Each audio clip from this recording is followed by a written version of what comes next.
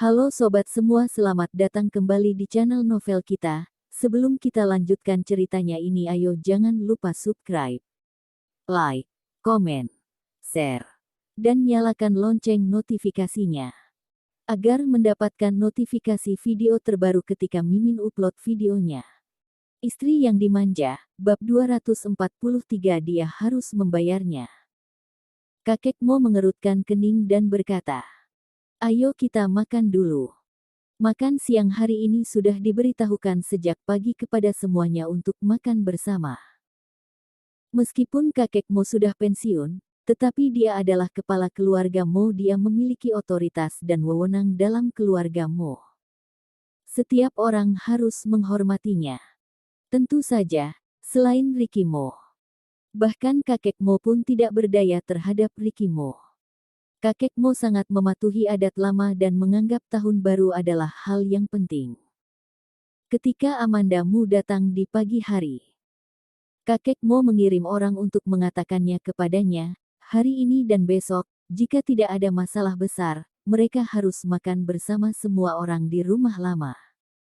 Besok adalah malam tahun baru, dan lusa adalah hari pertama tahun baru. Keluarga Mo adalah keluarga besar. Akan ada banyak tamu yang datang dan pergi di hari pertama tahun baru, dan semua orang akan bersibuk.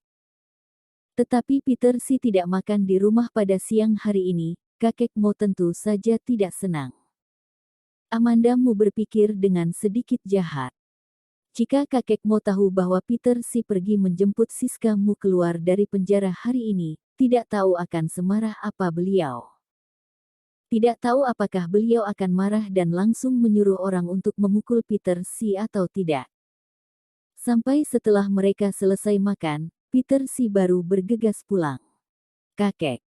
Peter Si berjalan masuk dari luar, ia terlihat terburu-buru, bisa dilihat bahwa dia dipanggil pulang. Semua orang belum pergi setelah makan. Kakek Mo mendongak, menatap Peter Si dan berkata dengan suara berat, "Kamu masih tahu untuk pulang?" Wajahnya muram, alisnya terangkat tinggi, dan beliau duduk dengan tegak, meskipun tidak terlihat marah namun beliau terlihat berwibawa. Amanda Mu menegakkan punggungnya dan duduk tegak, matanya yang sensitif menyadari bahwa Peter Si gemetaran. Jahe tua memang lebih pedas. Ternyata Peter Si juga bisa takut dengan kakek Mo. "Maaf, kakek. Aku ada sedikit urusan pekerjaan." Peter Si menundukkan kepalanya, ia tampak bersalah, dan itu membuat amarah kakek Mo berkurang. Meskipun amarah kakek Mo sudah berkurang, tetapi nada bicaranya masih sedikit tegas. Industri hiburan banyak yang tidak-tidak. Setiap hari ada beberapa berita yang tidak baik, reputasimu cepat atau lambat akan rusak di industri hiburan. Kamu lebih baik mundur lebih awal dan melakukan hal lain. Amanda Mu mencubit tangan Ricky Mo di bawah meja. Ricky Mo menoleh untuk menatapnya. Amanda Mu membuka mulutnya dan berkata tanpa mengeluarkan suara, "Sedang mengatakan tentangmu." Ricky Mo mendirikan perusahaan perfilman dan televisi, kakek Mo juga tidak begitu menyukainya. Ricky Mo mencubit-cubit jari Amanda Mu dan memberinya tatapan mata peringatan kepadanya. Amanda Mu menyipitkan matanya dan diam-diam tersenyum. Ricky Mo menoleh dan berkata kepada kakek Mo, "Kakek, aku agak lelah, aku kembali ke kamar dulu." Setelah selesai mengatakannya, dia tidak menunggu izin dari kakek Mo, dia menarik Amanda Mu, bangkit dan berjalan pergi. Kakek Mo tidak bisa mengendalikan Ricky Mo. Ricky Mo bersedia untuk kembali ke rumah lama untuk merayakan tahun baru. Dia sudah sangat puas, dia tentu saja tidak akan peduli dengan cara Ricky Mo yang melakukan sesuatu sesuai keinginannya. Peter Si menoleh dan menatap mereka berdua, ada sedikit keengganan di matanya. Dia hanya tidak kembali untuk makan, dan dia ditegur oleh kakek seperti itu, tetapi Ricky Mo bisa melakukan segalanya sesukanya. Kakek memang selalu memihak kepada Ricky Mo. Amanda Mu ditarik oleh Ricky Mo, dan dia patuh seperti burung puyuh, dia mengikutinya tanpa mengalihkan pandangan matanya. Ketika mereka berdua hendak keluar dari ruang makan, mereka mendengar suara Herman Mo di belakang mereka. Ayah, aku pikir lebih baik biarkan Peter pergi bekerja di perusahaan Mo saja. Dia sudah memiliki hubungan yang dekat dengan Ricky sejak dia masih kecil. Ricky baru di perusahaan Mo, orang yang dapat dipercaya juga tidak banyak, kebetulan dia bisa membantu Ricky. Jika sebulan yang lalu, Amanda Mu mendengar Herman Mo mengatakan itu, dia pasti akan sangat setuju dengan perkataannya. Namun, hal-hal yang telah dilakukan Peter si belakangan ini menunjukkan bahwa ia ingin melawan Ricky Mo, dan selalu melakukan hal yang melawan Ricky Mo. Dan terakhir kali di rumah lama, Herman Mo juga pernah menyebutkan masalah ini.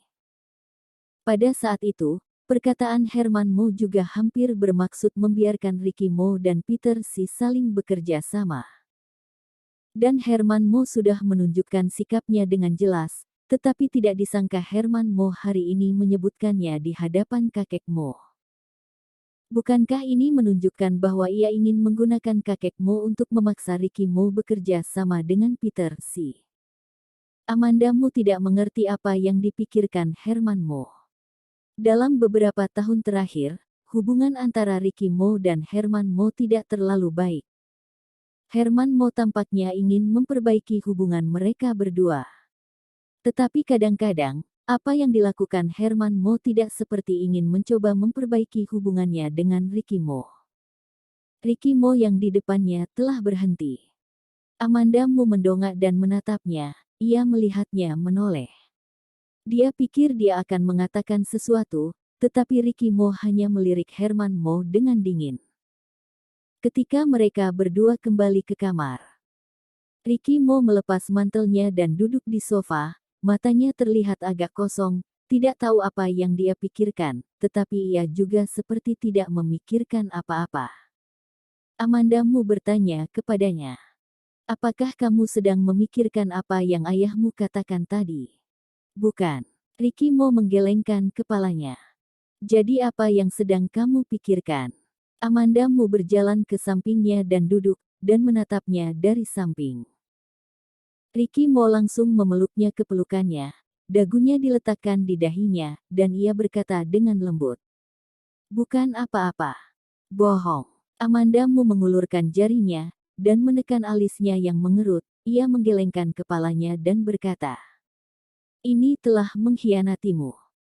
Ricky Mo menatapnya selama 2 detik, tiba-tiba dia tertawa, lengannya yang memeluknya sedikit mengencangkan. Dia berkata dengan setengah bercanda dan setengah serius, "Aku sedikit menyesal, aku seharusnya langsung menyiksa Siska Mu sampai mati untuk menghilangkan bencana."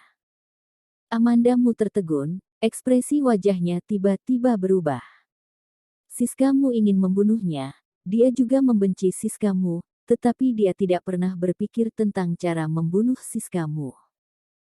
Nyawa memang sudah seharusnya dihormati. Tidak ada yang berhak mengakhiri kehidupan orang lain dengan sembarangan. Ini adalah konsep yang telah berakar dalam hati Amanda Mu. Selain itu, Siska Mu adalah kakak yang memiliki hubungan darah dengannya. Dia akan mencoba sebisanya membiarkan Siska Mu mendapatkan hukuman setimpal. Dia tidak ingin melihat Ricky Mo menggunakan caranya sendiri untuk menghadapinya.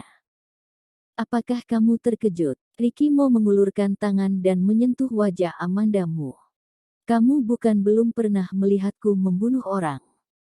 Suaranya sangat ringan, bahkan itu terdengar lebih lembut daripada suara dinginnya dan tidak berperasaan seperti biasanya. Tetapi di telinga Amanda Mu, itu terasa dingin dan tajam. Amanda Mu mencoba mencari alasan untuk membujuknya. "Dia akan mendapatkan hukuman yang setimpal, kamu." "Hukuman yang setimpal." Ricky Mo mencibir, nada bicaranya mengejek dan dingin.